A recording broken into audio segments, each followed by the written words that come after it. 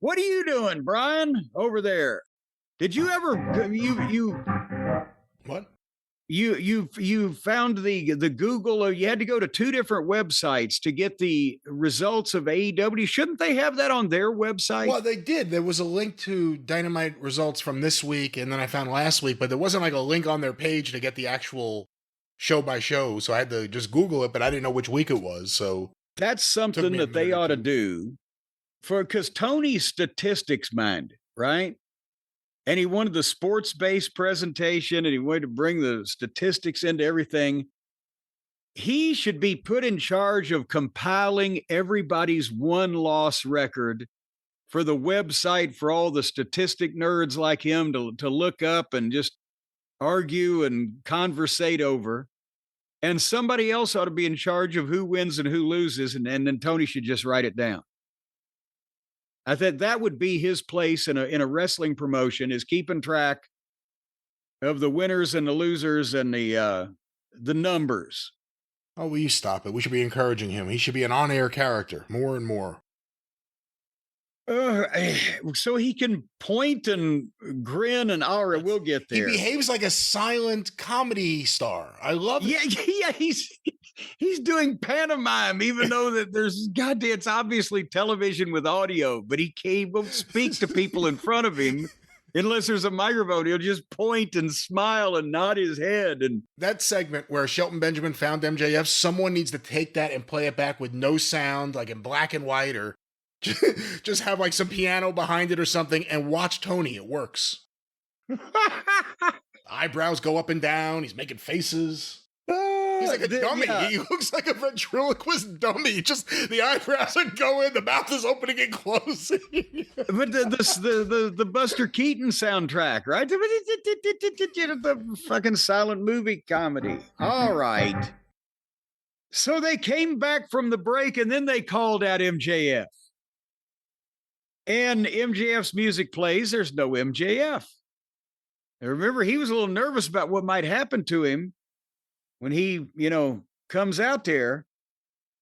So Shelton runs to the back, and he goes through the curtain, and he's going through the dark area, and they go to what serves as the gorilla position for them. And they had just enough light in there that you could see that Tony Khan stands up with his headset on, and I believe there was poor Jerry Lynn, who has to just see his life flashed in front of his eyes every time he sits at that table for a taping. And Sanjay.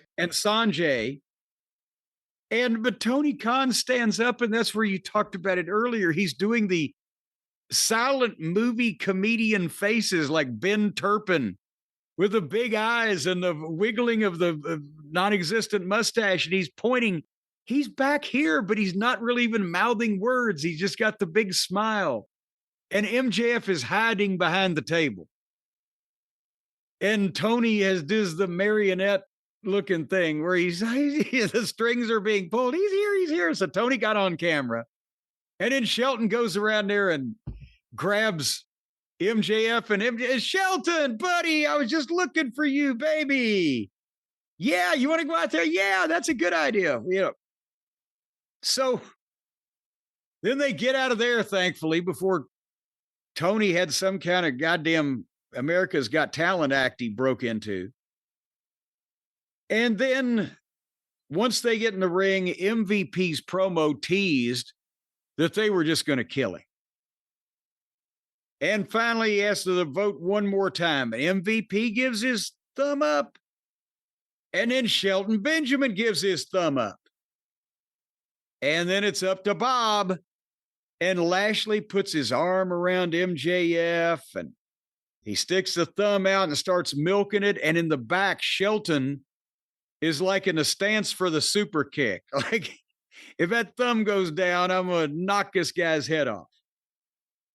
And Lashley milks it, and thumbs up. And the crowd pops. They wanted to see that. And Lashley hugs, or MJF hugs Lashley. He jumped into his arms. Well, he jumped into his arms. I don't know if Lashley expected that, but that was pretty funny. And he kind of dropped him on his ass. And the fans started chanting, "We hurt people. We hurt people." And now MVP says next week, the official contract signing of MJF into the Hurt Syndicate. But there's one more little tease that they did a little bit later on in the back where MJF was all smiles, and MVP, says next week we're going to present you your contract with the Hurt Syndicate. And MJF says, I'm going to have my lawyer go over it. And I'm sure it'll be great. And he brings in his lawyer, Mark Sterling. And MVP isn't real happy. He's talking about having a lawyer go over the contract, but I'm not happy that they've got this fucking underneath goof in this deal, which now is going to take away, hopefully at minimum, from what they're doing, because Sterling's a goof. He can only be funny. Nobody ever believed in him, and he never had a position where you should. So I don't know why they got him stuck in this fucking thing. But otherwise, that's the way they left it. There's going to be a contract presented next week, and MJF is going to have the fake lawyer look at it, and what happen. But at least we got the three thumbs up.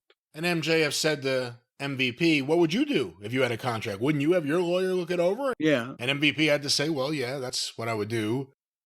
But again, if MJF's so smart, why does he have the undercard comedy managing lawyer as his lawyer? See, there's the fly in the ointment. Although he did have that wonderful multi-week feud where it was Wardlow versus Mark Sterling and the security guards. That went somewhere. But the thing is, Brian, for a while there, I was worried.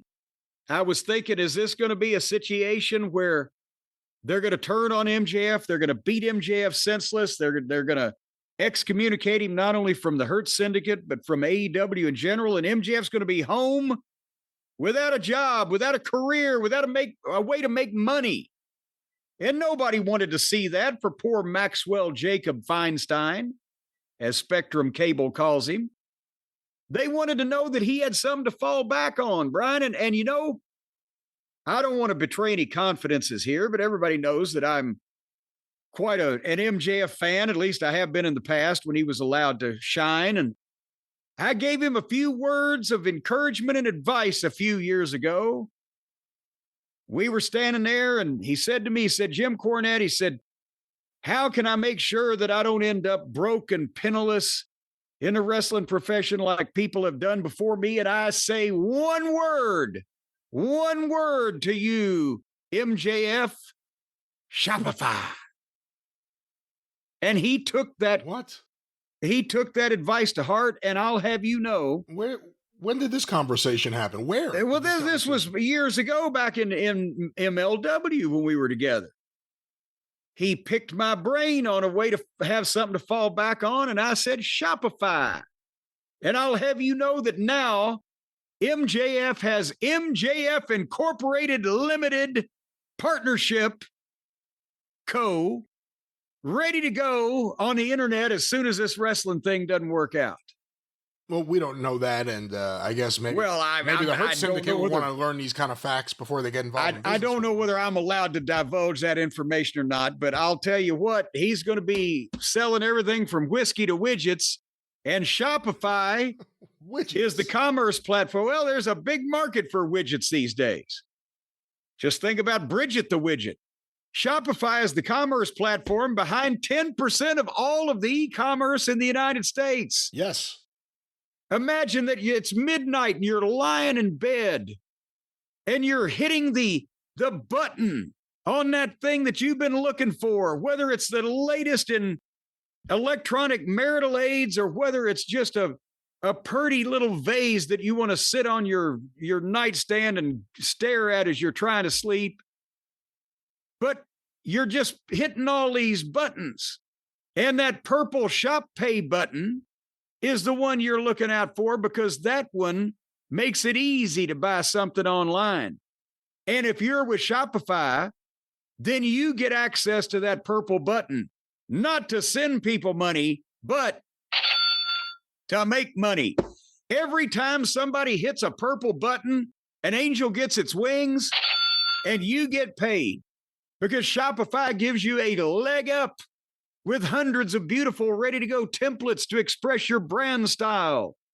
They can tackle all the important tasks: inventory, payments, analytics, lawsuits, potential product liability. Whoa. I don't know if they handle that. And of course, let's not worry about that. Let's talk to Mr. and Mrs. America, doing business the right way with the right products, safely and securely for the American public. And of course, use them.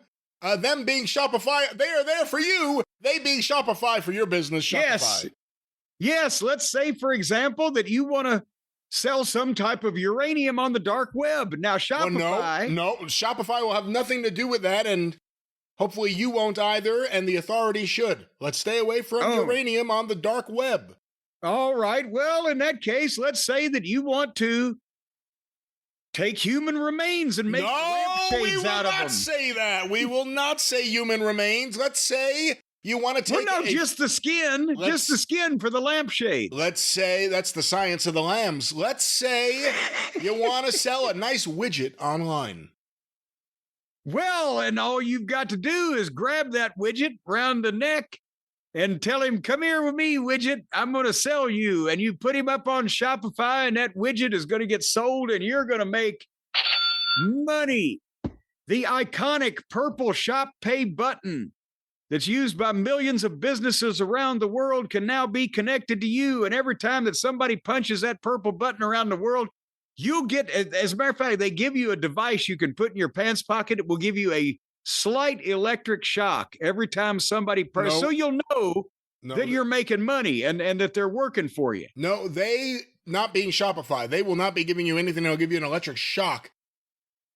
Well, not even a shock, more like just a prod. Like they got the best converting checkout on the planet. Like you're waiting for a table at the Cheesecake Factory? Yeah, well, it's a little bit stiffer than that. You're going to know it's there, but that way you know that you've made money. Folks, if you want to see less carts being abandoned and more money going in your pocket because of your business that you're running online, thanks to the power of Shopify and their overlord capabilities over the rest of the puny peons on the internet, go right now to shopify.com/JCE for a $1 a month trial period. They are only going to charge you the sum of $1 per month. That's 100 pennies over 30 days for the trial period that they can show you what they can do for you. And you can then, in turn, later on, you're going to have to show them what you can do for them. And sometimes that can take a number of years and be quite painful. But Shopify.com. It's not the way it works, but Shopify.com, yes. Yes, /JCE. That's the way that works. And you're going to get that $1 a month trial period. Where get in deep today, because it's about as deep as I can possibly tell you to go. Shopify.com/JCE. That's what they're doing over there. That's what they're doing over there. That's what we're doing over here. Of course, Shopify powers our online store with the t-shirts with Travis Heckel's artwork, and for the Drive-Thru, ArcadianVanguard.com.